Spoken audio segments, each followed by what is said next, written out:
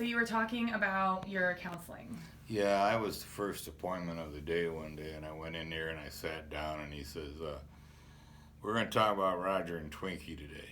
And I said, "No, I'm not. I told you I'm not going to talk about that." He said, "We're going to talk about him." I said, "No, I'm not going to talk about him. I can sit here for an hour and stare at the wall." And he picked up his phone and he says, "Cancel all my appointments. Me and Mr. Martin are going to spend the day together." I said, "You're an asshole." He said, "Yeah, but I'm an asshole that's going to talk about Roger and Twinkie with you."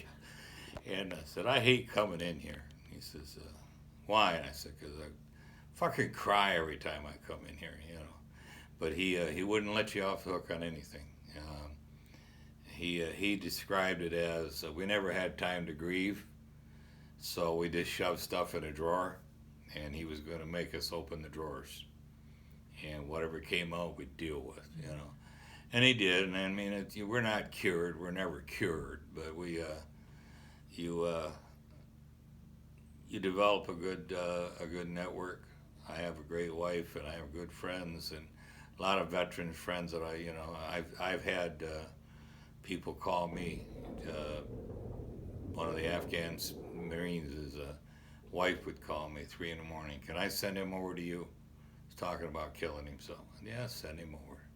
You know, so you develop that circle, but that helps you too. But it never goes away. I don't have the nightmares anymore. I still do dream, and I can always tell when I've been dreaming because I wake up all sweaty. But I don't have the tear up the room nightmares. And it's just now it's part of my life. Yeah, it's a recognizable part of my life, and like having a scar, and it's there. But the war is over.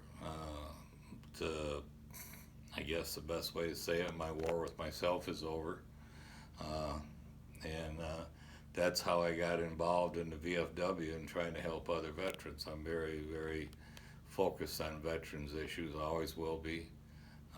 I'm a post commander and a district commander, and I'll always be involved somehow in taking care of other veterans because we and some people think we're being smartass, but nobody understands us like another veteran. So we're safe here. American Legion, the VFW, the damn vets, all of them, we're safe there. We're among our kind, as you want to say, you know, and so life's good today. And I don't regret going to Vietnam. I don't regret joining the Marine Corps. I'm very proud of the fact that I'm a Marine. We're never ex-Marines. We're Marines. They told us the day they told us that you're now United States Marines. They said, and you will always be United States Marines. Nobody could ever take that away from you. You know, and it's true. But we'll just keep going on. You know. what do you think is the biggest legacy or the biggest impact of Vietnam on you? Probably, I have a lot of respect for living things. I never was big on animals or anything, and we never had pets. Had the stray dog that would show up, we'd feed it, and it'd hang out for a while, you know, kind of thing. But never thought much about anybody, you know. And now life is precious, and precious for everybody, you know. And and just with all the things that are going on, it breaks my heart to see the country falling apart like this, you know. But I also, at the same time, have and I'm full faith that it will survive it, and that we will come through it. And I just want to get 2020 over with, you know. So, you know. But I think that's the biggest thing: having respect for other people, and having respect for their opinions, and I don't, like I said, I'm not even angry at the people that called us names. Anger doesn't really work for me anymore. I had a lady hit my car or my truck, and I got out and walked back to her, and it was her and her pregnant daughter, and they're just looking at me like, "Oh my God, he's coming back here," you know. And I said, "Are you ladies all right?" And they're like, "Yeah." And the lady's like, "Are you angry with me?" And I said, "If I get angry, will the dents pop out of my truck?" And she goes, "No." I said, "Not much sense in that answer." And whereas 25 years ago, I'd have been screaming at her and beating on her hood and everything else, and it just came to the realization that everybody needs to be treated with respect regardless. You know, I accept people as I find them, and don't make any attempt to change anybody, anything.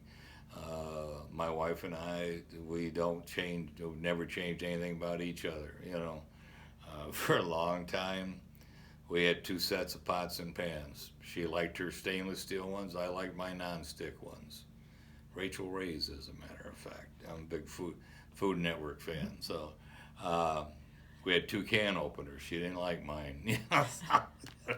But we just, but I respect that, and then I've learned to just respect everybody. I don't care what your race is or your sexual orientation or whether you're a Browns fan or a Lions fan or whatever, you know. It just, I hope you're happy. Yeah. Yeah, so. Okay, my final question is, actually I have two questions. I want to go back to Vietnam real quick because I forgot to ask you, in the area where you served, were you ever exposed to Agent Orange? Yeah. And did, like, what are your thoughts on the use of that and then how it's impacted veterans since? Well, I understand the reasoning behind it. You know, you want to get it jungle cleared out as much as you can. I don't understand the reasoning. It says this stuff kills everything it comes in contact with, but it's not harmful to humans, you know. I am a type 2 diabetic. Vietnam veterans have type 2 diabetes way beyond the national average. That's why when a Vietnam veteran is diagnosed with type 2 diabetes, he automatically qualifies for a 40% pension because it almost always involves neuropathy too. It's what they call a presumptive disease. That if you're a Vietnam veteran, you have type 2. Both of my children, my daughter and my son, had major skin growths on their feet that had to be taken care of. They have two separate mothers, so it came from me. That was way before they gave any money to the kids or anything, but so it came from me. I have, we all do, skin tags, and I watch them very closely.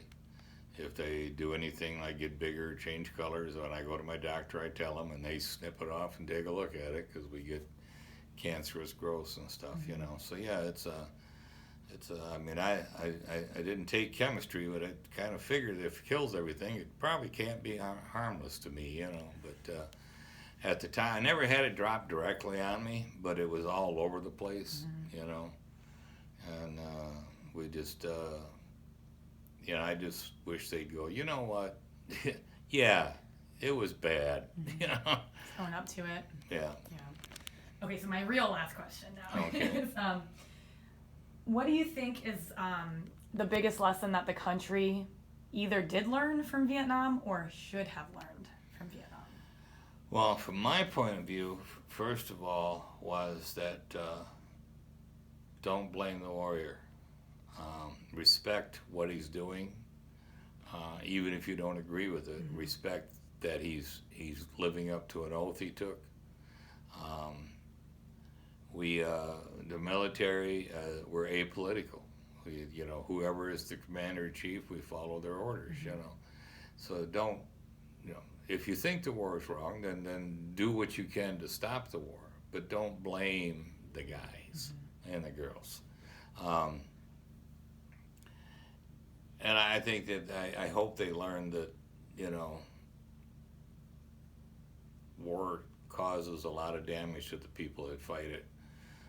Have some respect for that damage and do what you can to help them get through it. Yeah. You know, everybody comes back wounded. Everybody.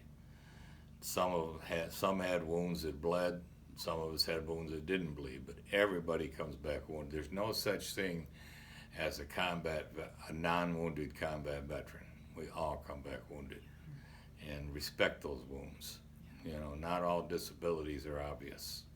You know, so. Is there anything else you'd like to add to the video? Just that I appreciate what you're doing. It's just another step in people accepting us and for who we are and what we are, and I appreciate you coming here.